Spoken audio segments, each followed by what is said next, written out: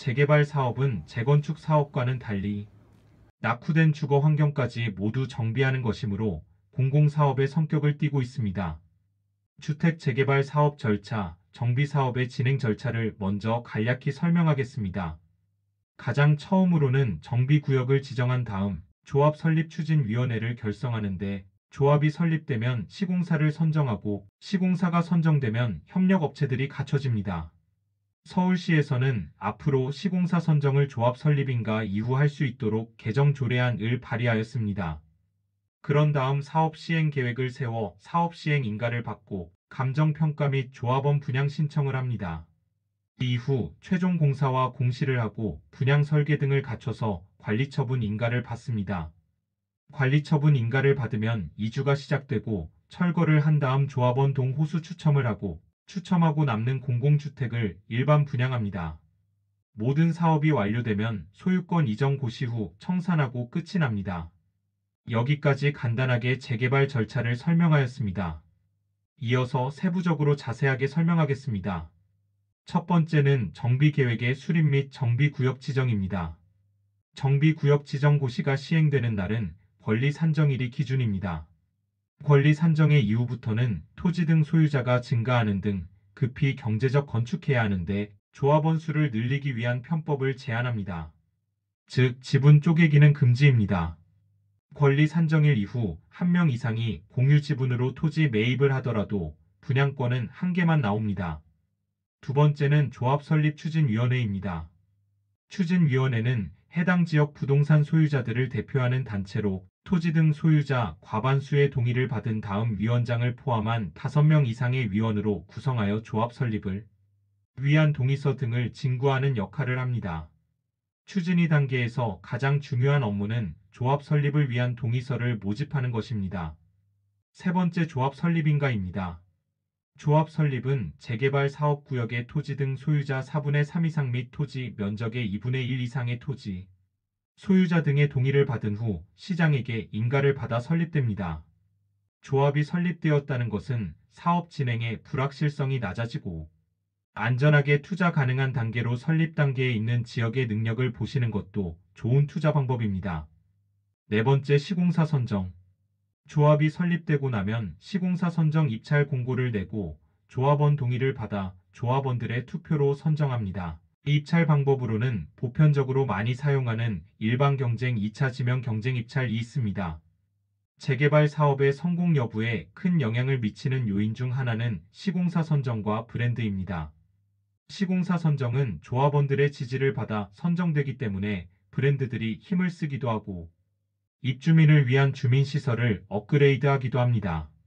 다섯 번째, 사업 시행 계획인가. 사업 시행인가란 조합이 추진하는 정비사업 관련 내용을 시장이나 구청장 등이 최종 확정하고 인가하는 행정 절차를 뜻합니다. 사업 시행인가가 나면 정비구역의 건축을 계획하는 것이기에 투자자들이 적극적으로 투자에 임하며 가격 상승폭이 큰 단계이기도 합니다. 건축 면적, 건축물 배치, 세대수, 평형 구조 등 구체적인 내용을 볼 수 있습니다. 여섯 번째, 조합원에 대한 분양 공고 및 분양 신청.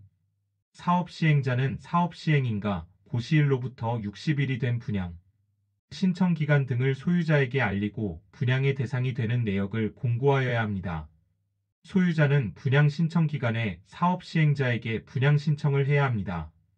여기서 분양 신청은 조합원에 대한 평형 신청을 의미하며 동호수 추첨은 관리 처분 계획인가 이후부터 일반 분양 이전까지 진행됩니다. 분양 신청 기간에 분양 신청을 하지 않으면 현금 청산자가 됩니다. 우리는 현금 청산을 줄여서 현금 청산이라고 부릅니다. 경매로 재개발 구역 부동산 입찰 시 분양 자격 여부를 확인합니다. 또한 마찬가지로 분양 신청 기간에 신청하지 않아서 현금 청산의 대상자인지도 확인해야 합니다. 일곱 번째, 관리처분 계획인가. 관리처분 계획인가는 사업 시행인가 때 대략적으로 계획했던 내용을 보다 구체화시키는 과정입니다. 정비사업 시행자가 분양 신청 기간이 종료된 이후 조합원이 보유한 기존 권리를 새롭게 조성하는 권리로 배분 계획을 수립하여 관공서에서 인가받아야 합니다. 관리처분 계획인가 후에는 주택임대차 보호법, 상가건물, 임대차 보호법 등이 적용되지 않으므로 관리처분 계획인가 이후에 계약한 임차인은 2년의 임대차 기간을 보장받지 못합니다. 여덟 번째, 이주 및 철거 관리 처분 계획인가 이후 조합에서는 2주간 공고를 고시합니다. 보통 이주 기간은 3개월에서 6개월이 주어집니다. 이때 분양 신청을 하지 않는 현금 청산자라든지 재개발 반대 세력들이 이주를 하지 않아 철거가 늦어질 수도 있습니다. 이주로 인해 세입자를 내보내는데 협상이 잘 되지 않아 문제가 발생하기도 합니다.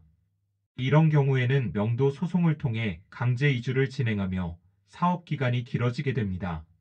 아홉 번째, 조합원 동 호수 추첨 일반 분양일 2개월 전에 조합원을 대상으로 한 동 호수 추첨을 진행하는데 일반적으로 7층 이상 로열층을 대상으로 진행됩니다. 열 번째, 일반 분양 조합원에게 분양하고 남은 초과 세대에 대해 주택 공급에 관한 규칙에 따라서 일반 분양을 진행합니다.